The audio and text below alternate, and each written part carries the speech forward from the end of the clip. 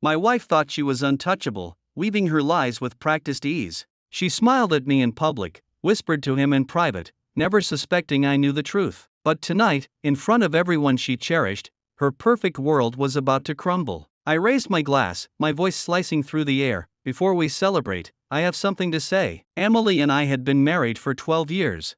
On the surface, we were the perfect couple, comfortable, successful, admired by friends and family. But perfection is often a well-rehearsed illusion. In the beginning, we were inseparable, finishing each other's sentences, laughing at private jokes. Over time, life settled into routine. I worked long hours, ensuring we had the life we dreamed of. She was the heart of our home, or so I believed.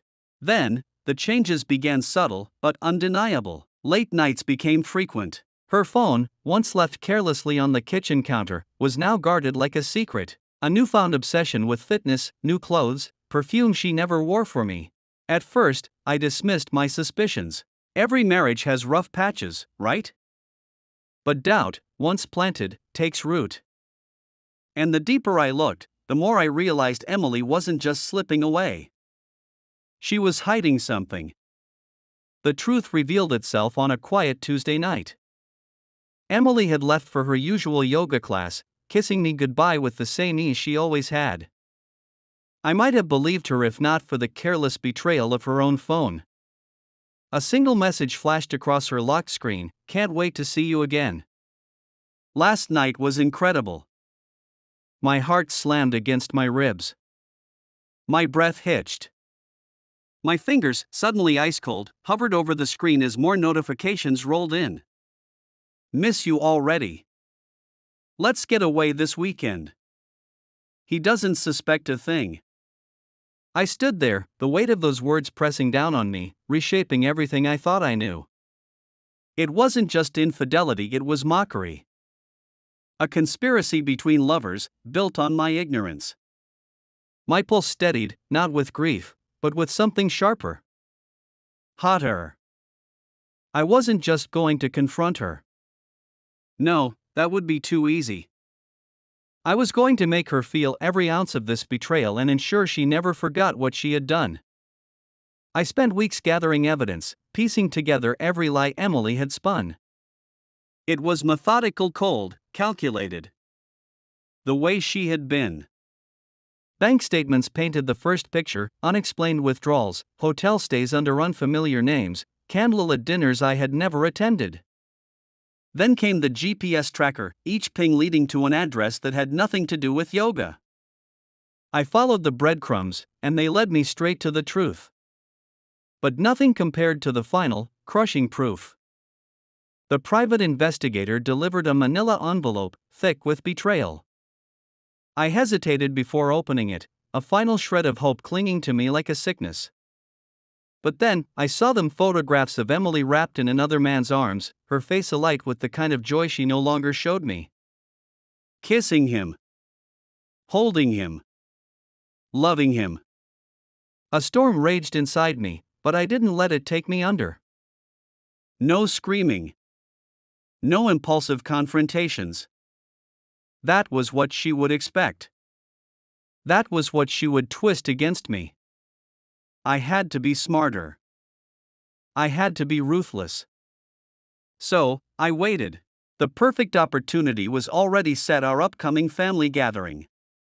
The one night where Emily would be surrounded by the people she held in highest regard. Parents. Siblings. Close friends. All the faces she had spent years curating an image for. That was where I would strike. Where I would shatter her illusion. Where I would make her feel the humiliation she had forced me to swallow. I prepared everything meticulously. Every piece of evidence was sorted, labeled, and ready to be unveiled. The photos, the text messages, the financial records, I ensured they would leave no room for denial. But I wasn't going to do this alone. I found her lover's wife. Reaching out felt like stepping into a mirror of my own devastation. Her reaction mirrored mine: shock, grief, then a slow-burning fury. We were strangers bound by betrayal, and together, we planned the ultimate reckoning. The night arrived. Our home was alive with conversation and laughter.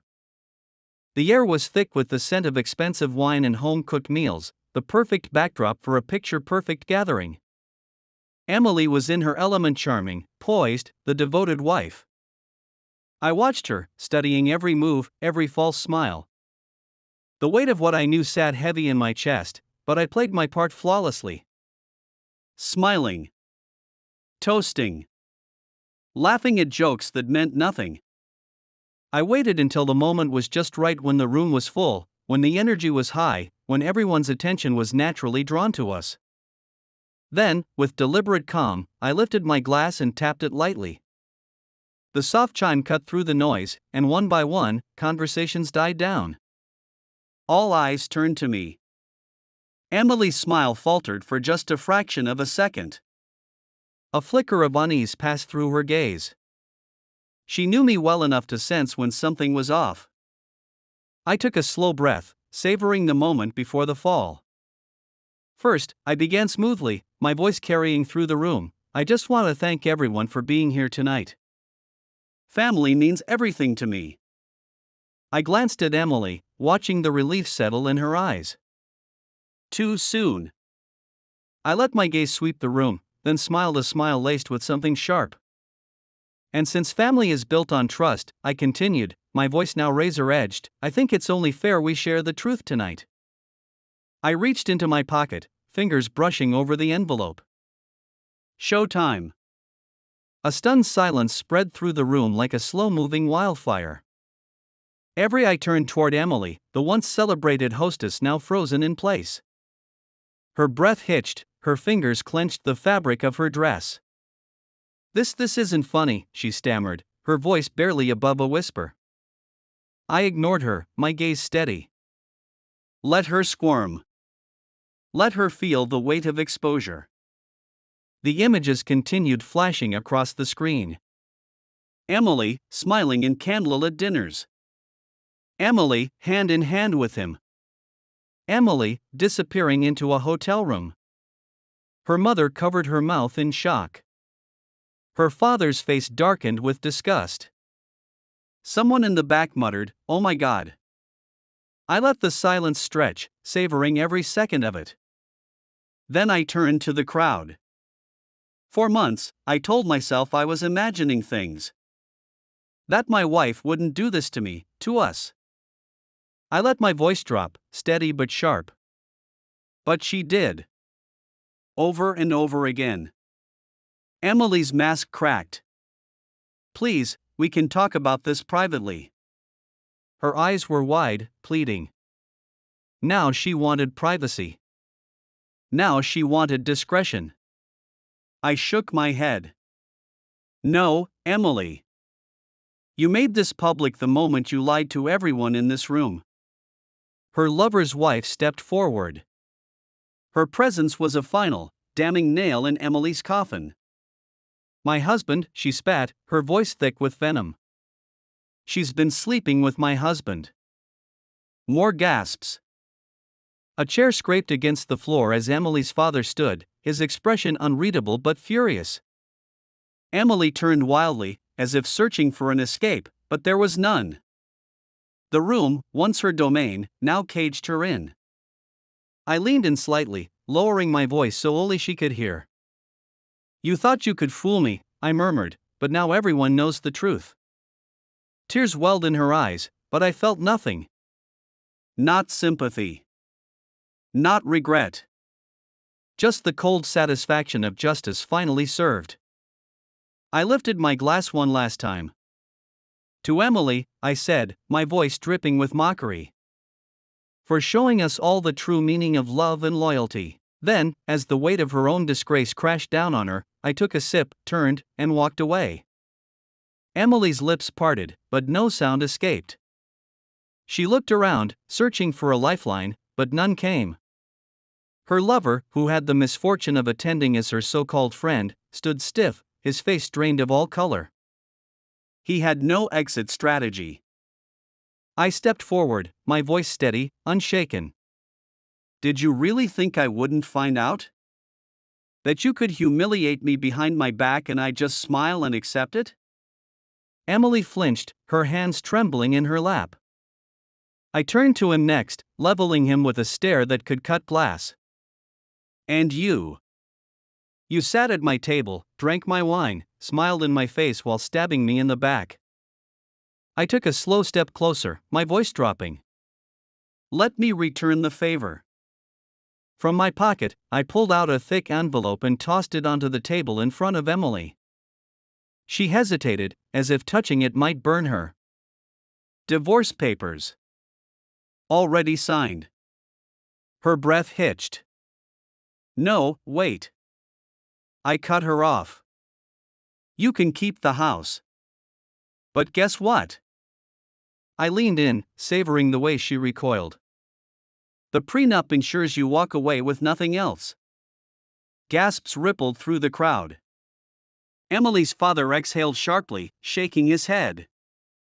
Her mother stared at her daughter in silent disappointment. Friends whispered to one another, their glances darting between us like spectators at a slow-motion car crash. Then, I turned to her lover's wife. And as for you, Mr. Homewrecker, your wife has something to say too. His wife, who had been standing quietly at the edge of the room, stepped forward, her heels clicking against the floor. Then crack. A sharp slap echoed through the air. His head jerked to the side, his hand flying to his stinging cheek. The murmurs in the crowd swelled, some in shock, others in quiet satisfaction. Emily's lover stared at his wife, his mouth opening, closing, then opening again like a man drowning in his own disgrace. Emily let out a strangled sob and collapsed into a chair, her entire body trembling. Please, we can talk about this. Privately. Please. I looked down at her, once the woman I had loved, now a stranger sitting in the wreckage of her own making. Privately? I echoed. Like you did when you were sneaking around behind my back? Tears streamed down her face, but they didn't move me. Not anymore. I exhaled, a strange sense of weightlessness filling my chest. I had done it. I had exposed her, taken back my dignity, and now finally I was free. I turned away, walking toward the door, but paused one last time. Lifting my glass, I smirked. To new beginnings. And with that, I walked out, leaving Emily to lie in the ruin she had created. I walked out that night feeling lighter than I had in months. The suffocating weight of betrayal, doubt, and anger had been lifted. Emily was left to pick up the shattered pieces of her perfect image, while I walked away free. In the weeks that followed, I didn't waste time mourning what was already dead. I focused on rebuilding my life, my happiness, my future. No more second guessing. No more chasing shadows. I rediscovered the simple joys I had forgotten, quiet mornings with coffee, laughter that wasn't forced, the peace of my own company. Justice had been served, but more importantly, I had reclaimed myself. And for the first time in a long time, I could finally breathe. Betrayal cuts deep, but truth is the ultimate reckoning. In the end, those who deceive may believe they hold all the cards until they realize they were merely pieces in a game they never truly controlled.